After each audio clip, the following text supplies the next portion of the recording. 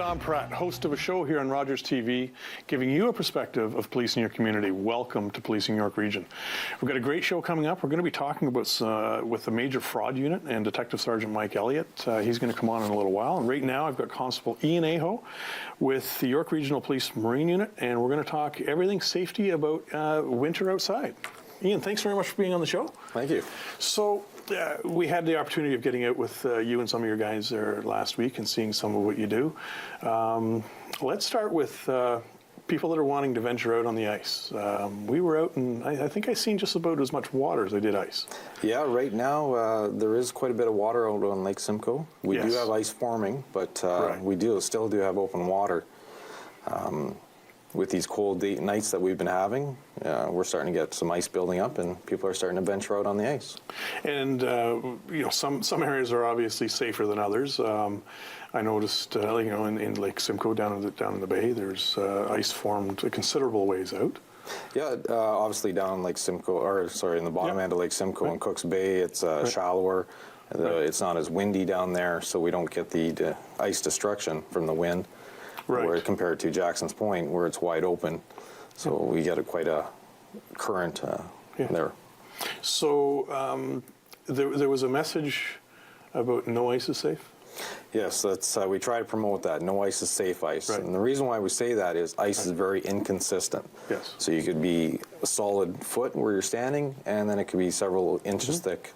A few feet away. Well, and we've seen a classic example of that. We had the opportunity of going out with your cold water rescue team when they were doing some exercises, and we were watching. Of course, they're fully geared up. They're walking out on the ice, and it looked fine. And then down they go. Yeah, all of a sudden it's just gone. Yeah, we try to train as many frontline officers as possible because we do have a lot of water in York Region. So these suits that they're wearing are completely dry. Keep them warm and keep them floating. But they do also wear PFDs, which is very important, and this allows them to get out to a person that has fallen through the ice and get them out of the ice and get them to safety. So the officers that we were watching the other day out doing their training, you said these are frontline officers? Yeah, these are just regular uniformed officers driving around in their cruisers, and if they happen to come across somebody in the ice or they get a call and they're dispatched, then they can respond quickly and we can get that person to EMS. So they actually carry these kits with them? Yep, they do carry the kit. general patrol? Yep, it's just a single bag that they can throw in the back and in the trunk, and they're ready to go at a moment's notice. It's a great program. So out on the ice, one of the most popular topics out there is ice fishing. Yeah, ice fishing in Lake Simcoe is very important. Yes. It's a very big recreational sport here in Georgina, and we do have ice huts. You'll see permanent huts out there. You'll see the pop-up huts. So with the permanent huts, just a reminder that you have to register them with the Ministry of Natural Resources. Okay. And you have to have them off the ice by March 15th. So by registering them, how do we know that they're registered? When they do register them, the ministry gives them a number, and they have to display that number on the front of the. Okay, so kind of like a license plate on your car. Yeah, very similar. Yep. So you know that this is registered with the ministry. Yep. And then in the event that we have to contact that person, that registration number is there, and we can get a hold of them. You can grab their information from the registration number. Yes. Right. Perfect. And you have a relationship with the, I believe it's the Conservation Authority? We have a very good working relationship with the Conservation Authorities. They come out with us, we ride with them, and then we check on the fishermen, make sure everything's safe and they're respecting the laws. So, out with the family, decide this is a weekend that we're going to do some ice fishing. What are some of the things that maybe I should be prepared with? I should be bringing out with me. So if you decide to take the family out and go ice fishing, you want to be prepared by telling somebody where you're going, how long you're going to be out. Make a plan. Make a plan. Yeah, definitely make a plan. Carry a cell phone with you. Maybe put it in a Ziploc bag in the event that it gets a little wet. Of course. Great idea. We do recommend wearing a flotation suit. A flotation suit? Snowmobile suit that has flotation or buoyancy in it. So this is, it's not a PFD? It's not a PFD. It will just help you if you do go through. It'll keep you above the water for a temporary period of time. Great. Some suits are flotation. They're recommended or registered as a PFD. Okay. So they will float. You're going to get cold and wet, but you're going to stay afloat. But it's going to help keep you, it gives you a bit more time for survival, I suppose, right? Yeah, it gives you that little extra time to get out. Right. Another thing we recommend is carrying ice picks with you. Okay. So these are basically chunks of wood with a nail stuck in them. It just gives you a little grip if you do go through. So you're going to kick your feet hard and use the ice picks to climb out and get to safety.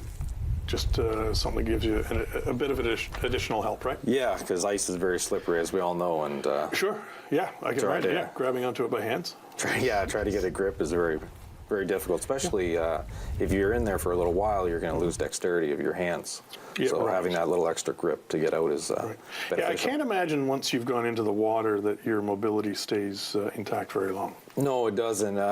Studies have shown after 10 minutes, you lose dexterity and you start losing your feelings in your hands and your legs and your arms. So. Wow. So, yeah, how long did you say you had? 10 minutes. 10 minutes. That's not a long. No, it's not long at all. Time. And then. So things like this flotation suit that you were talking about, PFDs. Yeah, just that little extra buoyancy to keep you up and help you get out of the ice and get those.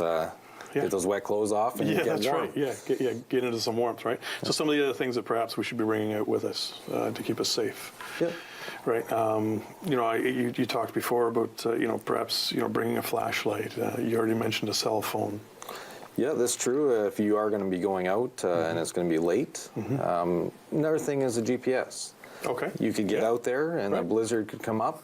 You don't realize it because you're inside your ice hut and you go to walk to shore, you can't see shore. You could become disoriented very easily. Very easily, yeah. Yes. So if you have a GPS, you can use that. Many phones nowadays have GPSs on them. No, fair enough. And you can but make sure it works. Maybe do a practice run when the need isn't imminent. Yeah, know how to use that app. Right. Yeah. Yeah. It's a valid, very valid point.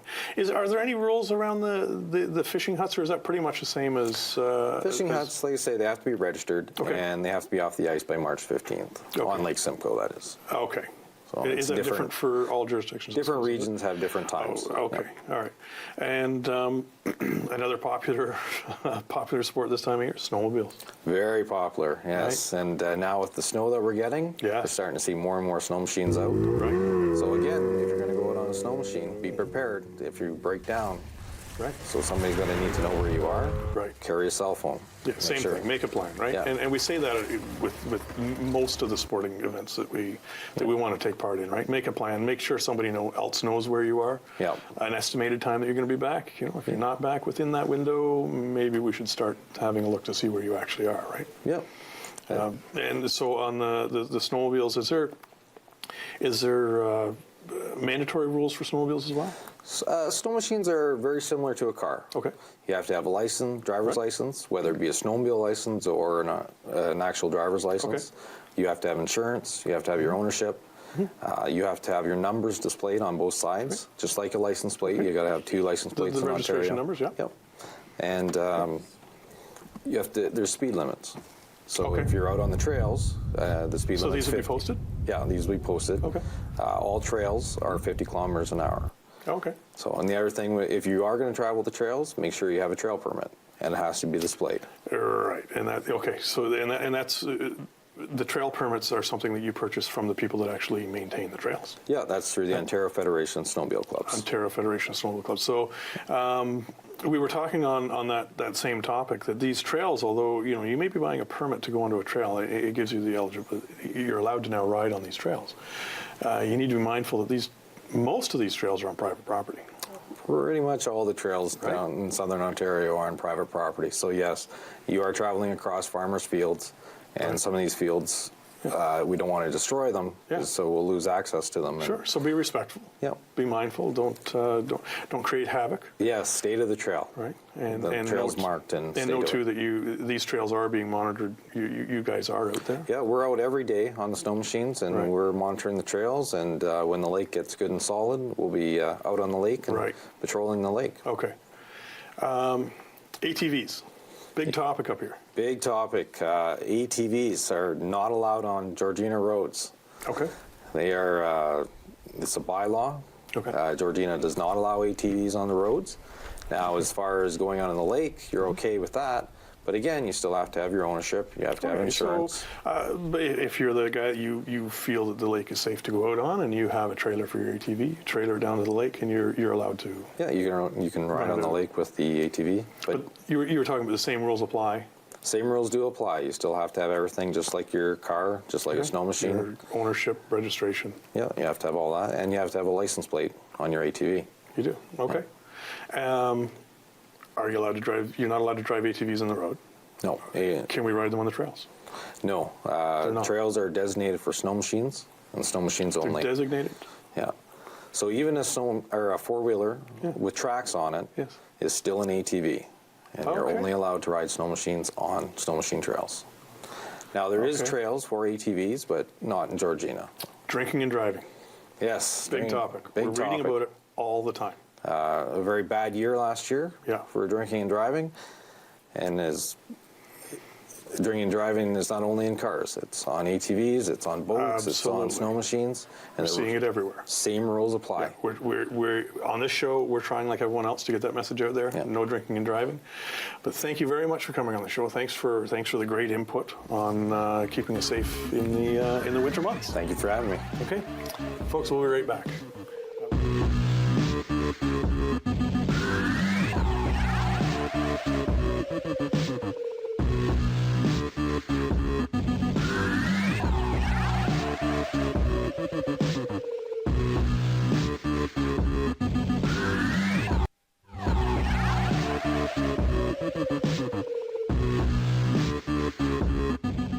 York Regional Police wish to remind motorists to put their phones down and focus on driving while on the roads. Distracted driving continues to be one of the most common offenses that our officer sees every day on the road and continues to be a significant factor in many collisions. Driving requires your full attention, and the law also requires you to put down your phone, and if you must make a call, then you need to use the hands-free device.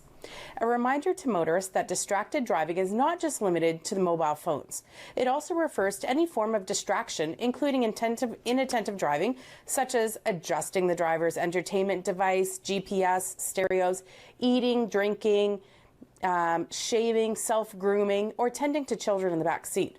Drivers must understand the true dangers that can occur on the road when they're not paying attention, regardless of what the distraction is. Please remember, phones down, eyes up, 2 hands on the wheel, and stay safe.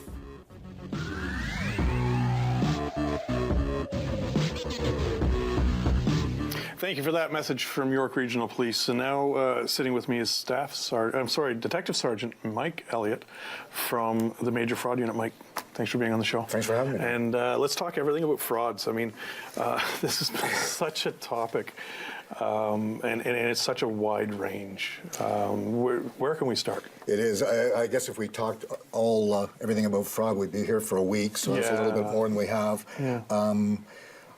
I can talk to you about some of the things that we've been seeing recently. Sure. We discussed a little earlier, we had during the spring and summer of 2016 a real surge in the CRA scams. It was an immigration scam. Huge. Huge. This is sort of a reminder to folks. I should say that arrests were made in India, which solved the problem for a while. We're seeing a little bit of a resurgence in that. Just a reminder to everybody. So you did actually make arrests? The police in India actually. They did through the FBI, and they had some information. That's fantastic. So that dropped off. As I say, we're seeing a bit of a resurgence. We remind everyone that Canada Revenue Agency or Immigration Canada, any government agency, is not going to require you to pay anything. Certainly not money, and certainly not these prepaid cards. Right. We saw a big surge in that. Right. Walk us through the prepaid cards. I've heard about it. I don't quite understand it.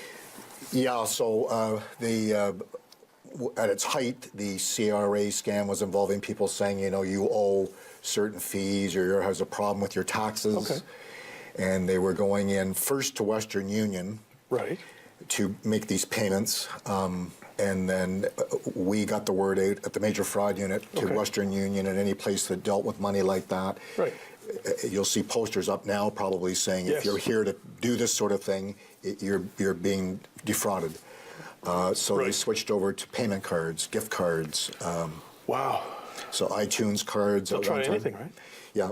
And what you're doing is you're reading the code, you're scratching the code at the back, and you're giving them the code.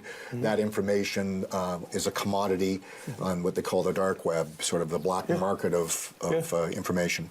Right. So let's go back to the CRA scams where there people are calling you. So I just want to clarify, but we've received a call at home ourselves, and of course, you know, we called the police just to verify. The call that came in on my caller ID, it said York Regional Police. Yeah. We answered the phone. My wife answered the phone, and it's somebody demanding cash. Yes. So we were vigilant enough that we did call the police. So there's absolutely no validity. None whatsoever. Yeah, there was a time earlier in 2016 where they had the ability to spoof or sort of ghost copy onto a police phone number. So spoofing is a term that says it. Sort of, you're taking over a phone number, a legitimate phone number. Okay. So it looks like You're making it look like you're calling from somewhere else. exactly. They can do that. They can do that with Canada Revenue. They can put the number in, and you might even call it back. But you shouldn't be able to get through. But I think the important message was you did the right thing, and we encourage everybody to do that. If you're not sure, then by all means call to check. Right. If you're not sure and you think you might be the victim or you're about to be a victim of fraud, just remember CRA, as I say, immigration. The police aren't here to enforce fines levied or immigration matters. We don't arrest people. And that was another thing that we talked about before the show, and maybe people aren't aware of it, that CRA does not call York Regional Police to act on their behalf. They don't, no. So somebody suggesting that they're acting on behalf of York Regional Police it's most likely fraudulent. It's going to be fraudulent, especially if it involves the payment of money. If you're going to get audited, you're going to get some registered mail, you're going to get some phone calls, you're going to get a number for you to call them to set up an appointment for your records. Right. If you're getting a call out of the blue saying you owe money, you're going to jail. You're going to jail, and the police will be there to put you in jail. It's going to be a fraud. So we simply don't do that. Right. What other kind of frauds are we talking about in the region? We've had a resurgence. We've had a few at the latter part of 2016. Right. The so-called grandson scam. This is the one where you're aimed at seniors generally. Obviously, the name saying this is your grandson. I'm in under arrest for impaired driving in some other province, or I'm in hospital after an accident. I need money for lawyer's fee or money for bail because I'm in jail, that sort of thing. And people are being asked to go and wire money, or again, they're also asking for gift cards. Wow. So I can't think of a lawyer that's going to ask to be paid into gift cards. It sure doesn't sound like it. It just doesn't work that way. No. Again, however, I will say that, and when we give talks to various groups, the Major Fraud Unit, through the course of the year, we tell people, check in with your elderly parents, relatives, grandparents, see what's going on with them, because they think they're doing the right thing and then they're losing a lot of money, and they may not want to say anything because there's an embarrassment factor. Yeah. But anybody can fall prey. The people that prey on these people are very good at what they do, at getting information. They're masters of drawing people out. Yeah, and then they're perfecting their science, if you will. Yeah, they sure are. Yeah. Right, yeah, and absolutely. And of course, you must be perfecting yours to try and stay ahead of that curve. Yes, I mean, obviously, once it's we at the Major Fraud Unit will, because part of our mandate is dealing with organized criminal groups. Right. Get as much information as we can, and we try to make inroads where the money's going and who might be responsible. Right. But like with all things, the prevention being that ounce of prevention worth a pound of cure, we find very much in the fraud world. So, right. So you two, you're trying to be proactive in very much in your activities, right? Yep.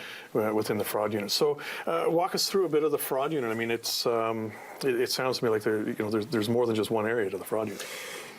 Yeah, it's a unit with basically 3 teams. One team handles more of your set piece investigations, so that would be large cases, corrupt employees. Oh, right. You basically, the trusted accountant that never takes a sick day, breaks their leg skiing kind of a thing, and then you find a whole bunch of stuff. That's a classic, but we still do those. So more set piece, usually we know who that person is, the suspect is known. The second team does payment card type investigations. I mentioned earlier that skimming at machines isn't as prevalent as it was. No, but that was a big thing. At one time, for a few years there, it was. I mean, they were taking grinders and cutting entire ATMs out to try to beat the technology. Yeah, they were becoming very creative with that. I know it was very popular, and for the criminals, it was quite successful for Very much, yeah. Chip pin technology, which rolled out, I guess, in earnest in 2008, has stopped part of that in that, your debit and credit card. However, the number can still be used. Okay. So as a preventative, when you're using machine or using your card, covering the PIN sounds old and dated, still applies. No, yeah, it's just like hiding your credit card number. You don't leave it out on the table for everyone to see, right? Exactly right. The third team, to get back to the other, it's more of a general team. Their mandate covers everything else sort of not covered in the first 2 teams. Right. They're obviously one of the busier teams, and they've been very busy this year. We saw a resurgence of counterfeit money. American money was coming in the last few months leading up to Christmas, and I'm happy to say that we were able to make some arrests in that matter. Fantastic. Typically, counterfeit comes in waves. All things are cyclical in this game. So. Oh, okay. They kind of have. You've used the word. It's a resurgence thing. So some things tend to come back. But the phony bank examiner again is an old one from way back. Phony bank examiner. And that's somebody calls and says we've got a crooked employee within the bank. Okay. And I'm worth banking security, and we're going to mark some money. Right. Or you're going to get some money, and we'll mark it, and your money's safe. And as part of it, we want to catch this person in the act of stealing this money. Right. They have on occasion taken the people, generally aimed at more seniors, because they maybe would deal more in cash. And of course, again, it's a scam. That goes way back. That's an old one. A really old one. I have heard of that, and I guess I haven't heard of it in recent months. But that one too was it was very popular, right? It's a big one. Just on my notes here, the so-called romance scam. Right. People on computers, we ask them to when they're going on certain sites, dating sites or whatever it may be, to be very careful of who you're actually dealing with. And generally, the scenario is very quickly after meeting somebody, somebody's already asking for money. Not the best first date.